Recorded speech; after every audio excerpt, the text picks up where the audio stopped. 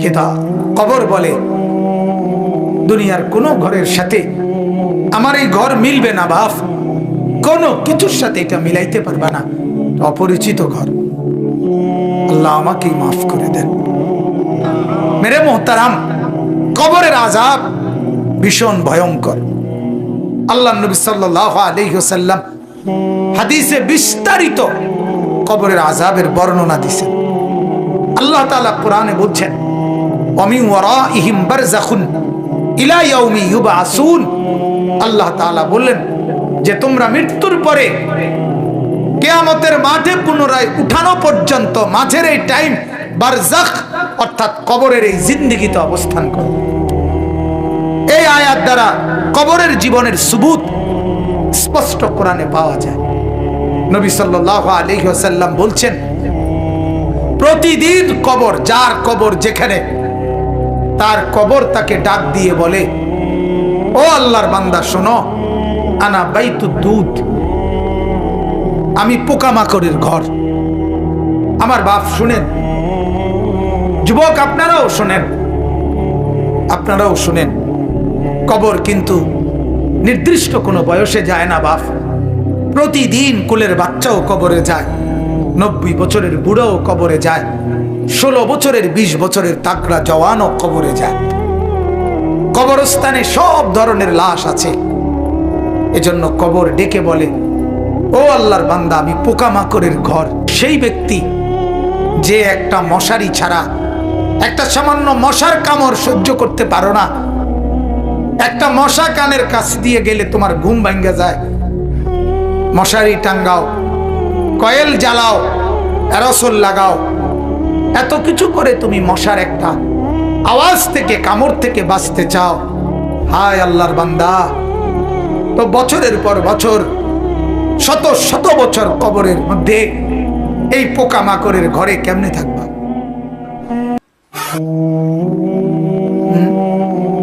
বলেন। কবর প্রতিদিন বলে, আনা বাইতুল ওয়াহদা, ও আল্লাহর বান্দা আমি কিন্তু একাকী ঘর, একাকী ঘর, কেউরে পাবা না, কেউরে না। আমার বাপ, এই পৃথিবীতেও একাকিত্বের যন্ত্রণা বড় সাংঘাতিক। আপনার ঘরে যদি লক্ষ কোটি টাকারও মাল সামানা থাকে, খাদ্য খাবার, ফল ফলাদি সব আছে, সব আছে, শুধু স্ত্রী নাই, মা নাই, বাপ নাই, ছেলে নাই, মেয়ে নাই, কেউ নাই, আপনি শুধু একা। খোদার কসম, এই একাকিত্বের যন্ত্রণায় ঘরের সব কিছু না, সারা দুনিয়াটাই আপনার কাছে বিষাদ মনে হবে, মনে হবে আমার কিছুই নাই। গত বছর আপনারা অনেকে শুনছেন হয়তো, এক ভদ্রলোক, ঢাকার শিল্পপতি, কোটি কোটি টাকার মালিক, গার্মেন্টস মেল ফ্যাক্টরির মালিক, ওই ভদ্রলোক একাকিত্বের কারণে, স্ত্রী নাই, ছেলে নাই, মেয়ে নাই, বিবিও দূরে সরে গেছে, ইউরোপ থাকে, ছেলেও থাকে বাহিরে, মেয়েও থাকে বাহিরে, একটা লোক নাই ফ্যামিলিতে। শুধুমাত্র এই একাকিত্বের কারণে এরকম মোবাইলে লাইভে সারা পৃথিবীকে জানাইয়া, সবার সামনে, সারা বিশ্বের চোখের সামনে এরকম কপালের মধ্যে পিস্তল ঠেকাইয়া নিজের জীবন নিজে দিয়ে দিছে, আত্মহত্যা করছে শুধু একাকিত্বের যত। এজন্য কবর ডাক দিয়ে বলে, আনা বাইতুল ওয়াহদা, আমি একাকী ঘর, কাউকে পাবা না। আনা বাইতুল গুরবা, কবর বলে, ও আল্লাহর বান্দা আমি অপরিচিত ঘর, কাউকে চিনবা না, ডানে বামে কিছুই বুঝবা না, মাটি ছাড়া আর কিছুই চিনবা না, আমি অপরিচিত ঘর। দুনিয়ার এক মানুষ আরেক মানুষের বাড়িতে গেলে মোটামুটি বুঝে এই রুমটার সামনের রুম, প্লাস্টিকের দরজাওয়ালা, এটা একটা বাথরুম, চুলা টুলা দেখা যায়, ওইটা রান্নার ঘর, মোটামুটি মানুষ আইডিয়া করে। কবর বলে, দুনিয়ার কোনো ঘরের সাথে আমার এই ঘর মিলবে না বাপ, কোনো কিছুর সাথে এটা মিলাইতে পারবা না, অপরিচিত ঘর। আল্লাহ আমাকে মাফ করে দেন। এজন্য বাপ অনুরোধ করছি, কবরের ফিকির করেন, কবরের ফিকির করেন। সাইয়্যিদুনা উসমান রাদিয়াল্লাহু তাআলা আনহু, হযরত উসমান নবীজির সাহাবী, উনি যখন কোন কবরের সামনে দাঁড়াইতেন তখন তিনি এই পরিমাণ ফাবাকা কাঁদতেন, হাত্তা ইয়াবুল্লা লিহিয়াতাহু, কাঁদতে কাঁদতে তার দাড়ি পর্যন্ত ভিজে যেত। অন্যরা জিজ্ঞাসা করতেন, ও আমিরুল মুমিনিন, কবর দেখলে আপনি এমন করেন কেন? তখন তিনি বললেন, তুমি জানো না এটাই তো আখিরাতের প্রথম মঞ্জিল, আউয়ালু মানজিলিন মিন মানাজিলিল আখিরাহ, আখিরাতের প্রথম ঘর, প্রথম স্টেশন। মান নাজা মিনহু, এখান থেকে যে মুক্তি পাবে সে তো বাকি সব ঘাটিতে মুক্তি পাবে, এখানে যে আটকায়া যাবে সে তো সব ঘাটিতে আটকায়া যাবে। এই জন্য কবর দেখলে আমার ভয় হয়, না জানি আমার কবরে কি হবে, না জানি আমার কবরে কি হবে। হযরত ওমর রাদিয়াল্লাহু তাআলা আনহু, হযরত ওমর, আমরা কিতাবে পড়ছি, ইন্তেকালের পূর্ব মুহূর্তে ওনাকে বর্ষা ছুরি দিয়ে আঘাত করা হয়েছিল এক কাফের বেঈমানে, নামাজ অবস্থায়, ফজরের নামাজ পড়া অবস্থায়। ওনার এমন হালাত হয়েছিল, 3 দিন উনি মুখ দিয়ে কোনো খাবার দিলে এদিক দিয়ে বের হয়ে যাইত, ওষুধ পানি সবকিছু। এইভাবে ছুরি দিয়ে গাই দিছে ওনাকে 8-10টা। এরপরেও হযরত ওমর রাদিয়াল্লাহু তাআলা এই অবস্থায় মুমূর্ষ, তখন তিনি চকির মধ্যে, খাটিয়ার মধ্যে ওনাকে শোয়াইছে আর সবাই কাঁদতেছে। উনি তখন চোখের পানি ফেলে দিয়ে হযরত ওমর তার ছেলে আব্দুল্লাহকে বলছে, আব্দুল্লাহ, আমাকে তুমি চকির থেকে, খাটিয়ার থেকে মাটিতে নামাও, আমি কবরে যাব কিছুক্ষণের মধ্যে, আমারে মাটিতে নামাও, আমার গাল মাটির মধ্যে ঘষা লাগাও, দা খাদ্দি আলাল আরদ, আমার গাল মাটিতে রাখো, আমারে মাটিতে ফেলায় রাখো, আসা রব্বি আন ইয়ারহামানি, যেন আমার আল্লাহর একটু দয়া হয়, আল্লাহ যেন আমারে মাফ করে দেয়, যেন আল্লাহ বলতে না পারে, ওমর মরার সময়ও ঘাটে উঠতে রইছ, অহংকার করছিস, এটা যেন বলতে না পারে। এই ছিল সাহাবায়ে কেরামের ফিকির। ভাইয়া, ফিকির। হ্যাঁ, হাদিসের মধ্যে আল্লাহর নবী সাল্লাল্লাহু আলাইহি ওয়াসাল্লাম বলছেন, কসম, হাদিস এটা, নবীজি বলেন, কোন নাফরমানের লাশ যখন কাঁধের মধ্যে করে কবরস্থানের দিকে নিয়ে যায়, এই পরিমাণ চিৎকার করে, এই পরিমাণ চিৎকার করে নাফরমান বলে, আল্লাহর দোহাই তোমাদের, আমার লাশ ওই কবরস্থানে নিও না, আমারে কবরে রাইখো না। আল্লাহর নবী সাল্লাল্লাহু আলাইহি সাল্লাম বলেন, মানুষ ব্যতীত আল্লাহর সব মাখলুক ওই চিৎকার শুনতে পায়, ওই চিৎকার শুনতে পায়। এই কবরে যাওয়ার আগে চিৎকার, লাশের চিৎকার। আল্লাহর নবী সাল্লাল্লাহু আলাইহি সাল্লাম বলেন, যদি ওই নাফরমানের চিৎকার তোমাদের কানে একবার শুনতা, তাহলে পৃথিবীর কোন মানুষ কোনদিন কারো লাশ খাটের মধ্যে কান্দে নিত না, কারণ যদি চিৎকার মারে এই ভয়ে, তাহলে রাস্তায় পড়ে থাকতো লাশ, কুকুর আর বিড়ালে খাইতো। হাদিস আমার বাপ। অতএব কবরের ফিকির করে। আল্লাহর নবী সাল্লাল্লাহু আলাইহি ওয়াসাল্লাম মৃত্যু পর্যন্ত নবীজি নিজে নিজে, আল্লাহর নবী সাল্লাল্লাহু আলাইহি ওয়াসাল্লাম 5 ওয়াক্ত নামাজের পরে, 5 ওয়াক্ত নামাজের পরে নবীজি যে কয়টা জিনিস থেকে পানাহ চাইতেন, আল্লাহর কাছে মুক্তি চাইতেন, তার মধ্যে একটা হলো কবরের আযাব। আল্লাহুম্মা ইন্নী আউযু বিকা মিন আযাবিল কবর, আল্লাহ কবরের আযাব থেকে বাঁচান, ওয়া মিন ফিতনাতিল কবর, কবরের মুসিবত থেকে বাঁচান। আল্লাহর নবী সাল্লাল্লাহু আলাইহি সাল্লাম বলেন, কোন নাফরমান যখন কবরে প্রশ্নের জবাব দিতে পারবে না।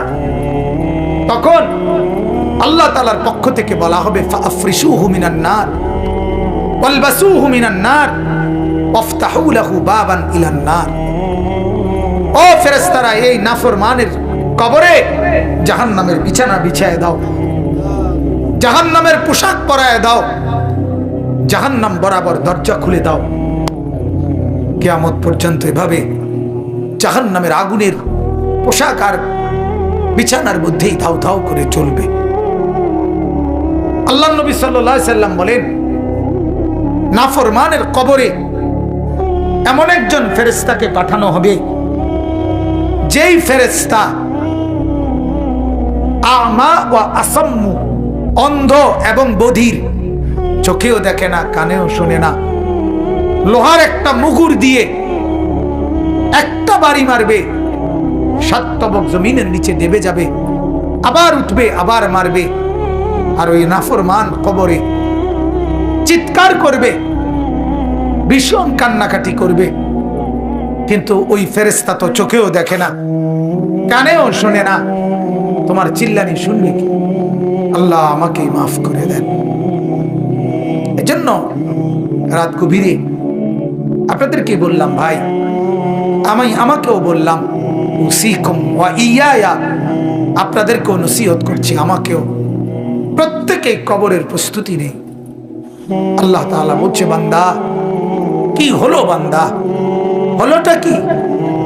মাটির উপরে একটা ঘর, সেটারে কত যত্ন করে সাজাইলা, কত দামি টাইলস, কত খাট পালং সোফা, ফার্নিচার, ফ্রিজ, এসি, দরজা জানালা, কত সুন্দর করে মাটির উপরের ঘর সাজাইলা। আহা বান্দা, তুমি কি জানো না মাটির নিচেও তো তোমার আরেকটা ঘর আছে, সে ঘরের নাম কবর। ওইটাকে সাজাইলা না কেন? ওই ঘর সাজাইলা না কেন?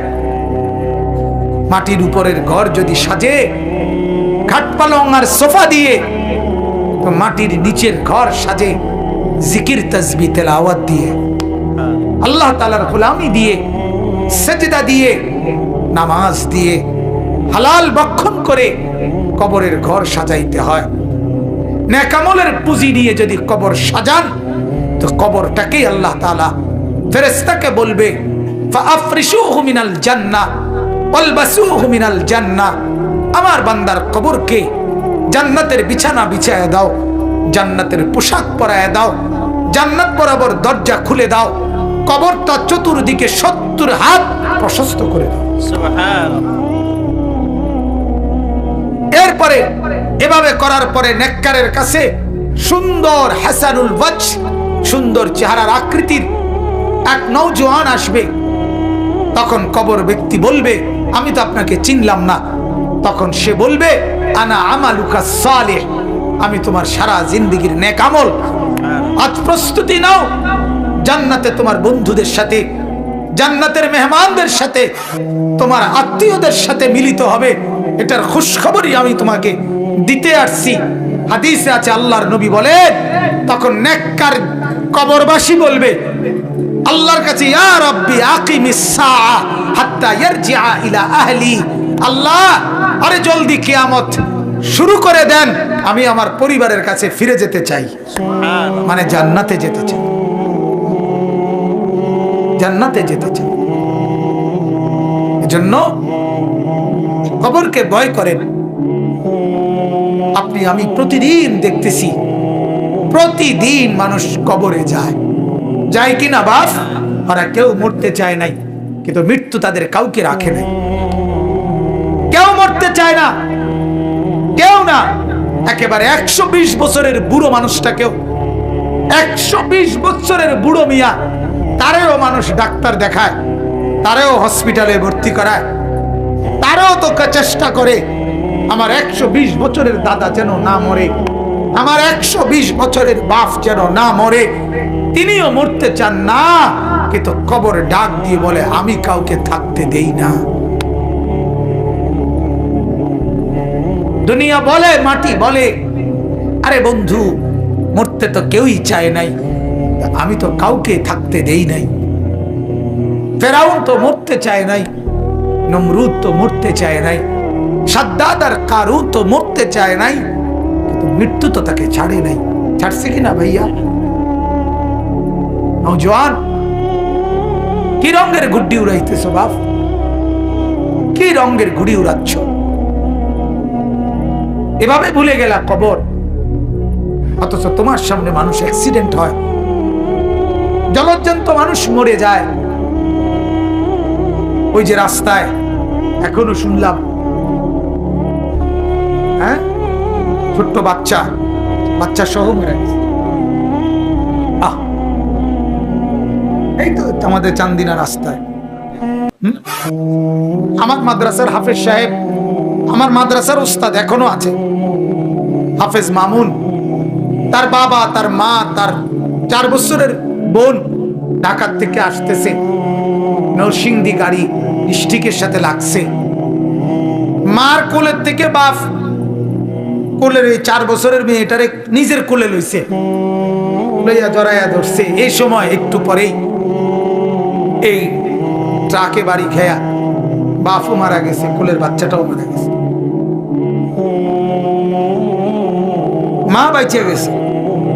আমার কাছে মনে হয়েছে যেন মা তার স্বামীর কোলে দিয়ে বলছে, ধরো তোমার বাচ্চাটাই নিয়ে যাও তোমার সাথে।